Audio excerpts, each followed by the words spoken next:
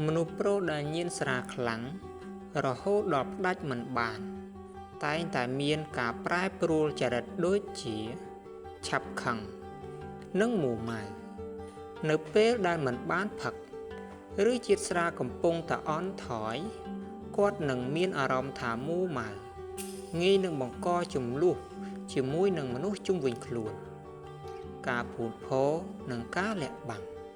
គាត់តែងតែរកលេសដើម្បីបានទៅផឹកឬភូតភរអំពីចំនួនស្រាដែលគាត់បានផឹកដើម្បីជៀសវាងការរិះគន់អំពីគ្រួសារការបោះបង់ចោលការទទួលខុសត្រូវគាត់ចាប់ផ្ដើមខ្វាយខ្វល់តែរឿងរកស្រាផឹកជាជាងការយកចិត្តទុកដាក់ទៅលើការងាររកស៊ីឬការមើលថែប្រពន្ធកូនបញ្ហាប្រឈមចំពោះសុខភាពរូបរាងកាយជាតិអាល់កុលក្នុងកម្រិតខ្ពស់និងរ៉ាំរ៉ៃបង្កជាផលវិបាកធ្ងន់ធ្ងរដូចជាជំងឺថ្លើមរលាកថ្លើមខ្លាញ់រោមថ្លើម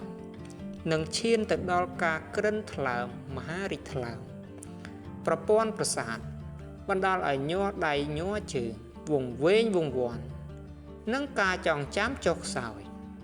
ជំងឺផ្សេងទៀតលើសឈាមបញ្ហាបេះដូងនិងការចុះខ្សោយនៃប្រព័ន្ធការពាររាងកាយវិបត្តិសេដ្ឋកិច្ចនិងគ្រួសារនេះគឺជាចំណុចដែលប៉ះពាល់ខ្លាំងបំផុតដល់សង្គមការបាត់បង់ចំណូលចំណាយលុយកាក់ទៅលើគ្រឿងស្រវឹងច្រើនជាងតម្រូវការចាំបាច់ក្នុងផ្ទះអំពើហិង្សាក្នុងគ្រួសារជាតិស្រាធ្វើឲ្យបាត់បង់ម្ចាស់ការលើខ្លួនឯងដែលជាដើមហេតុឈានទៅដល់ការប្រើហិង្សាលើប្រពន្ធកូនឬក៏ជេរប្រពន្ធជេរកូនខ្លួនឯងក្នុងផ្ទះការបាក់មុខមាត់បាត់បង់តម្លៃនិងការគោរពក្នុងសង្គមនិងកន្លែងការងារផលវិបាកនៅពេលចង់ផ្ដាច់ស្រាភ្លាម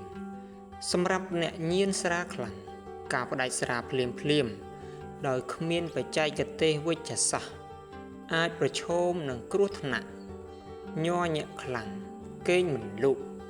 មានអារម្មណ៍តក់ស្លុតឬឃើញរូបភាពរវើរវាយក្នុងករណីធ្ងន់ធ្ងរអាចបណ្ដាលឲ្យផ្កាច់ឬកាំងបេះដូងបានការញៀនស្រាគឺជាជំងឺមួយប្រភេទដែលទាមទារការយកចិត្តទុកដាក់ការលើកទឹកចិត្តពីគ្រួសារនិងការព្យាបាលពីគ្រូពេទ្យជំនាញ